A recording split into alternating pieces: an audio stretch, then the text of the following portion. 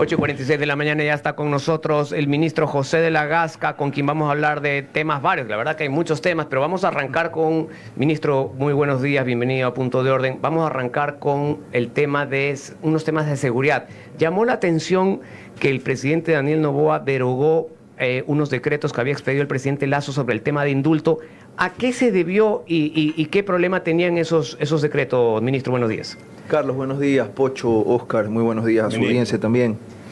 Sí, a ver, esa es la historia del decreto ejecutivo 511 y eso lo detectamos porque llegó a nuestro conocimiento una alerta de que 2 días antes se había reportado a nivel judicial lo que hemos denominado los indultos judiciales y que tenían como base decretos ejecutivos del presidente Lasso, me parece que el decreto ejecutivo 265, por el cual, a mi parecer, inconstitucional e ilegalmente se indultaba a futuro, y lo que en realidad se hacía era crear una suerte de procedimiento a través del decreto ejecutivo, mediante el cual el SNAI le pasaba las carpetas revisando los requisitos, si es que habían enfermedades terminales, mayores de edad, etcétera, lo que decía el decreto, y un juez era el que se encargaba de excarcelarlos. En la práctica eso se degeneró y para lo que sirvió es para soltar a tenebrosos delincuentes. El último que soltaron y por el cual nos dimos cuenta es porque había un juez de aquí de Guayaquil, un juez de garantías penitenciarias, había soltado, él indultado, él perdonado la pena, a pesar de que en la misma resolución, después lo vimos, eso fue la completa ilegalidad, porque primero estaban excluidos algunos delitos como el de delincuencia organizada y el juez, a pesar de que era un delito sentenciado por delincuencia organizada, le dio, y además no se trataba de una sentencia ejecutoriada, todavía había pendiente un recurso de apelación, y el juez lo dicta. Entonces, pero el decreto daba la posibilidad de que un juez pueda aplicar indultos. Sí, señor. El decreto, contrario a lo que dice la lógica y a lo que señalan los procedimientos, no establecía caso por caso el perdón de las personas que con nombre y apellido. No, lo que decía es, todos los que estén en estas situaciones A, B, C y D, leas enfermedades terminales, personas mayores, ancianos mayores de edad, etcétera, adultos mayores, que reúnan estos requisitos, vayan, díganle al SNAI, el SNAI ve la carpeta, dice, sí señora, cumplió A, B, C y D, y el juez dice, bueno, muy bien, tenga. Así soltaron a alias Momo. ¿Quién es alias Momo? Ya lo hemos visto, involucrado según las investigaciones y el procedimiento penal en los niños de las Malvinas, en el caso de los niños de las Malvinas. ¿Y han detectado o han hecho o van a hacer un levantamiento de información de cuántas personas de esa peligrosidad salieron a través de esos decretos? Ya se está haciendo y ahí no voy a decir casos puntuales, pero sí hemos visto que han salido sapos y culebras. Y para lo que ha servido esto, repito, esta ilegalidad creada como decreto ejecutivo durante la presidencia del presidente Lasso, es que se degeneró, por no usar otra palabra, y así ha servido para burlar a la justicia, con sentencias. Ministro, y una vez que se dio el indulto, ¿puede revertirse eso? Es decir, ¿se puede anular ese indulto que se dio con base al reglamento pedido en el gobierno de Lasso? Yo creo que ahí hay que ver casos por casos y atender la nulidad de ese tipo de actuaciones. Contrarias a derecho y contrarias al propio decreto ejecutivo en algunos casos, pero no se trata de afectar situaciones jurídicamente válidas que debieron ser hechas bien caso por caso. Eso es lo que el presidente ejecutivo en el propio decreto lo establece, pero sí nos permite advertir que algunas personas pretendieron, y aquí se cree que el problema de hacinamiento se resuelve a punta de decretos ejecutivos con indultos a futuro, y esa no es la razón. Ministro, entonces, buenos días. Expectativa, me imagino, en el gobierno y por supuesto en el foro del derecho ecuatoriano sobre la resolución que tenga que tomar la Corte sobre el decreto 500 y el otro decreto de similar condición. La Corte comenzó a sesionar y a tratar el tema el día viernes, pero aún no se conoce ninguna resolución. ¿Qué expectativa tienen ustedes? Bueno, yo no sé de ahí si va a salir humo blanco o humo negro. Lo que sí sé es que es una decisión importante que debe tomar la Corte en medio de un proceso electoral.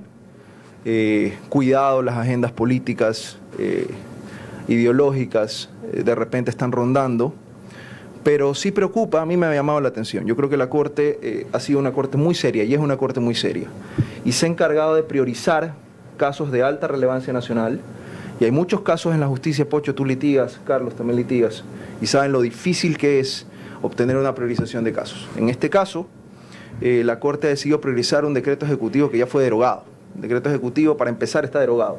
Y sí, me dirán, no, pero es que esto tiene relevancia y hay que ver las relaciones a futuro. Para mí hay un mensaje ahí que se tiene que respetar, porque lo que se trataba era de analizar o lo que yo creo que se puede analizar es si es que aquí el decreto ejecutivo tuvo o no un fundamento correcto en la razón de fuerza mayor, que es lo que habilita el encargo hecho en el decreto ejecutivo. Pero eso es lo que van a ver. Ahora, no por estar derogado, le quita competencia a la Corte. Expresamente hay una norma que dice que incluso normas derogadas pueden ser analizadas si todavía puede causar repercusiones o efectos, ¿no? Sí, pero veamos eso. La Corte puede analizar ese tipo de actos de poder. La Corte tiene competencia para analizar este tipo de actos de poder. La Corte puede analizar cualquier acto de cualquier autoridad pública y luego en algunos casos ha dicho expresamente la Corte, recuerdo uno que tenía que ver con la muerte cruzada, que ellos no pueden verlo, pero sobre este tipo de actos no se ha pronunciado, a lo mejor ahora se va a pronunciar, pero de que puede, sin ningún problema. Vamos a ver. Ahora, ¿qué pasa, ministro? ¿Qué pasa si la Corte determina de que no se procedió constitucionalmente en el tema y obviamente deja sentado de que no se puede repetir lo mismo? Hay que ver cómo es, pues, Pocho. Porque el decreto ejecutivo, ¿cuál es el decreto ejecutivo, hay varios decretos ejecutivos por el cual el presidente ha encargado la presidencia de la República para poder ser candidato. Aquí tenemos que entender las cosas de raíz. Aquí hay dos situaciones que confluyen. La obligación jurídica del presidente de actuar como presidente, y esto ya lo ha zanjado la Corte Constitucional en una sentencia del 2012, el cual dice que su principal obligación es cumplir con el mandato popular. Eso es una cosa, ese es el presidente. Pero al mismo tiempo tienen y confluye el ejercicio de un derecho, que es el derecho de participación, de ser elegido en este caso.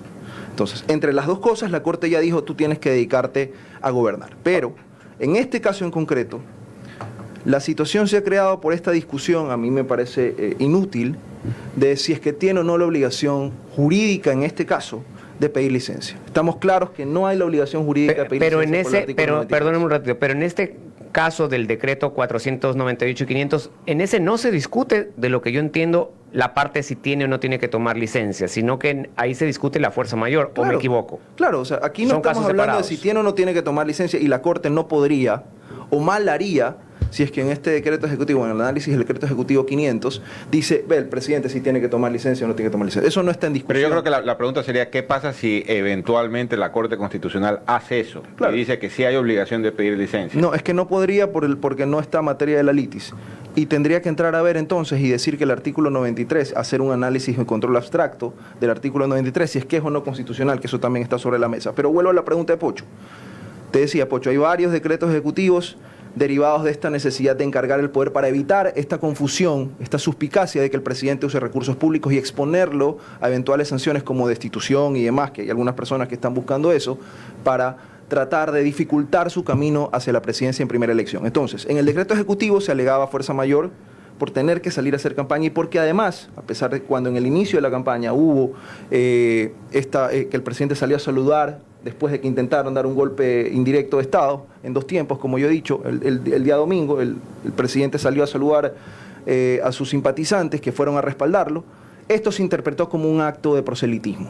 Y entonces está en el balcón, está haciendo uso de recursos públicos y demás. Nos dimos cuenta entonces que cualquier situación donde el presidente tenga que gobernar, como es su obligación, iba a ser interpretado o mal interpretado. Al día siguiente llovieron las denuncias. Entonces eso motivó el decreto 500. Pero por ejemplo, tienes el decreto 505, tienes el decreto 510, tienes el decreto 513, que te hablan de distintas situaciones por las cuales se fundamenta la fuerza mayor. Una de esas es, por ejemplo, cuando el presidente tuvo que salir obligatoriamente, y esto nadie lo va a discutir tampoco, al debate. ¿Qué podía hacer el presidente estando en las circunstancias en las que estaba? Era irresistible la imprevisibilidad y la irresistibilidad, que son los requisitos para que se configure la fuerza mayor. Eso es lo que nosotros creemos que aquí ha ocurrido en todos los casos y hemos actuado con estos visos de legalidad y constitucionalidad. Y sigo insistiendo, perdón, Carlos, yo no creo que la Corte tiene la potestad de analizar este tipo de actos de gobierno y decir aquí sí hay o aquí no hay fuerza mayor. Pero si la Corte finalmente decide algo, es una decisión que habrá que respetar. Y la respetaremos, la sabremos respetar, porque nosotros sí somos respetuosos de las decisiones de los jueces y de las decisiones de la Corte. Yo lo que no entendí algo, ministro, es por qué se fueron por un camino mucho más complicado, que conlleva una interpretación mucho más forzada, cuando la propia Constitución, y eso lo he sostenido siempre, a la señora vicepresidenta de la República, por tema de campaña, no le correspondía asumir la presidencia, porque no se produce, en tema de campaña, aunque el presidente pida licencia, no se produce una ausencia temporal porque solamente para aquello es cuando es licencia concedida por la Asamblea. Y la Asamblea no le concede al presidente licencia para participar en campaña. Es una licencia administrativa, no es una licencia que parte de la Asamblea. Por tanto, el presidente estaba facultado para encargar el despacho como lo ha hecho, pero ¿por qué no se fueron por esa vía que es textualmente establecida en la Constitución y se fueron por la vía de forzar la interpretación, valga la redundancia, de la fuerza mayor? Yo no creo que le hemos forzado, primero. Segundo, he escuchado atento tu tesis en varias ocasiones, Pocho, y yo le encuentro muchísimo fundamento y carga argumentativa. De hecho, no la descartamos. Pero ahí tienes varias aristas que podría la gente decir, no, es que no se puede, la única licencia que puede coger el presidente es a través de la licencia de la Asamblea, porque es la única competente y la única facultada para licenciar al presidente de la República.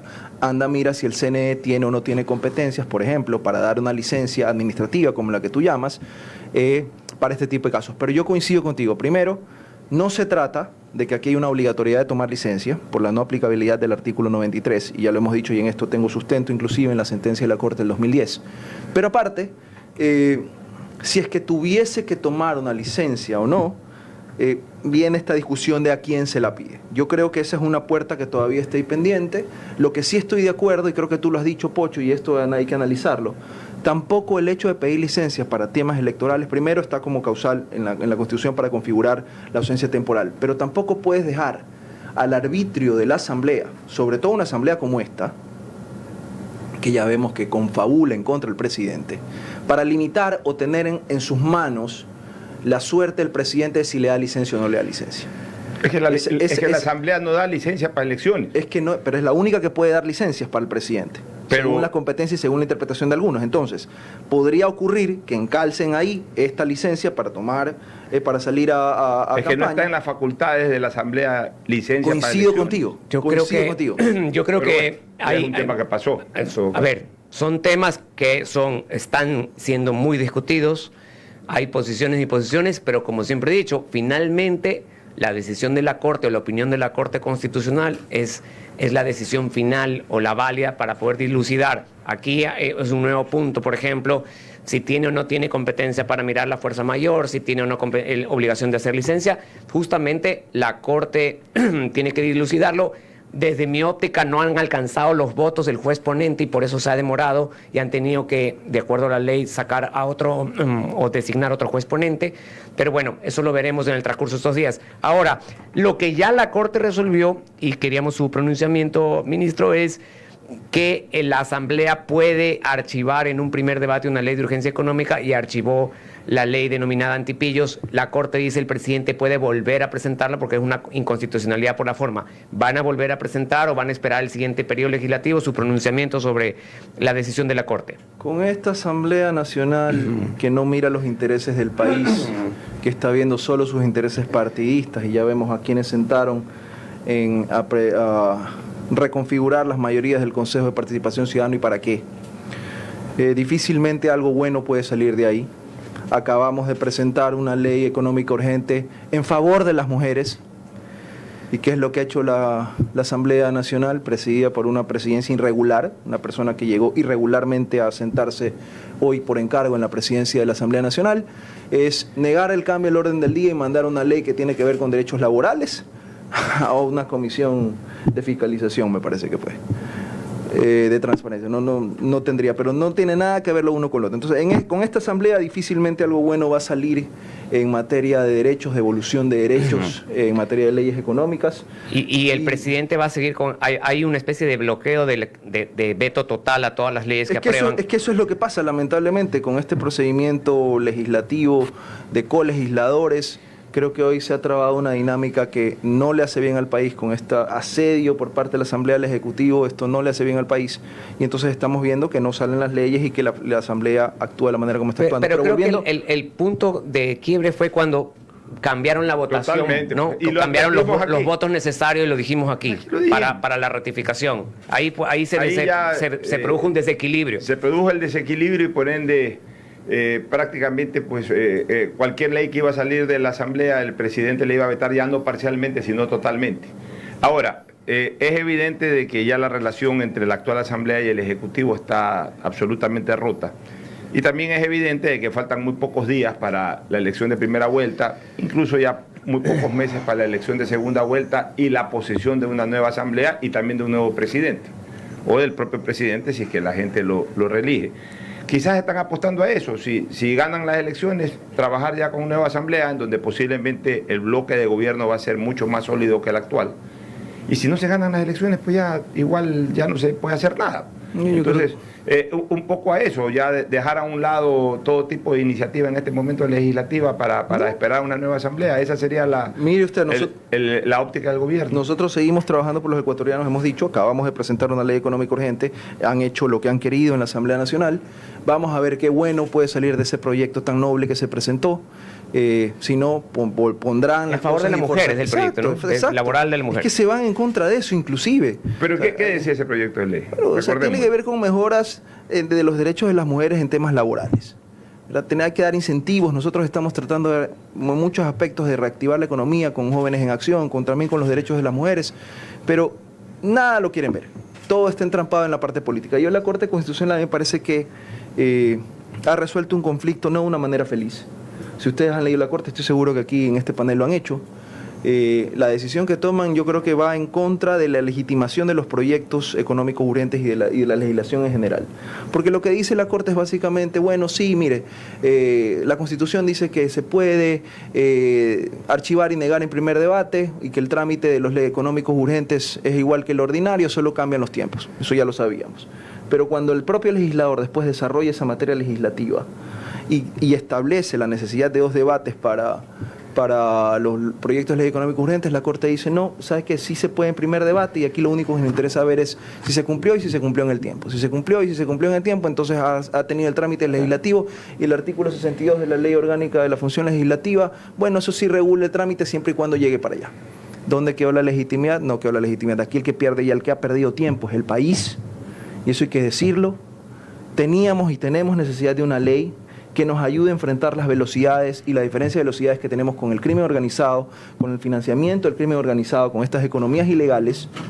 Y aquí parece que estamos pensando primero en que si es quién tiene la razón, quién no tiene la razón. Por ahí hay quienes se rajan las vestiduras diciendo se ha violado el procedimiento legislativo. Nosotros creímos que se violó, hicimos lo correcto. Hoy la Corte ha zanjado este problema diciendo, no, esto sí se pudo haber atendido en primer debate, no ha entrado a ver materia. Deja abierta la posibilidad Deja abierta la puerta intacta, lo dice la Corte precisamente. Yo sí creo que necesitamos una ley antipillos 2.0.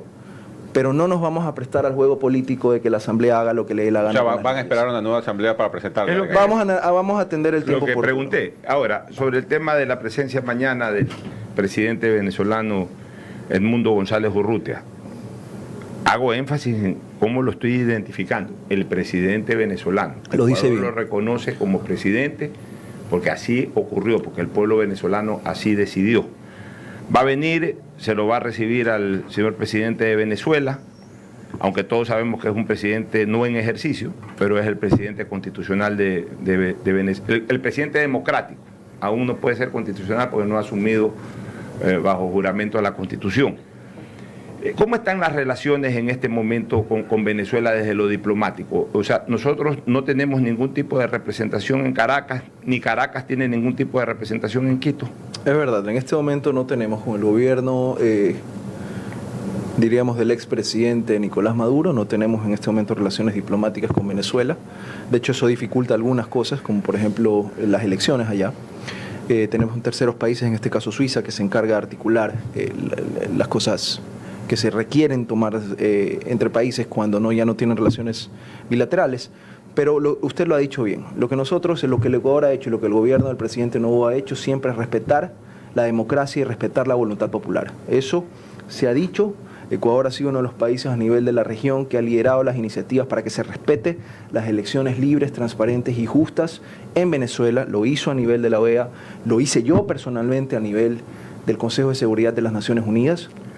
Y eso es algo que tiene que decirse. El Ecuador ha ido a precautelar y pide que se respete la voluntad popular del pueblo venezolano expresada en las urnas, como en todos los países. Y eso es lo que ahora estamos teniendo como resultado.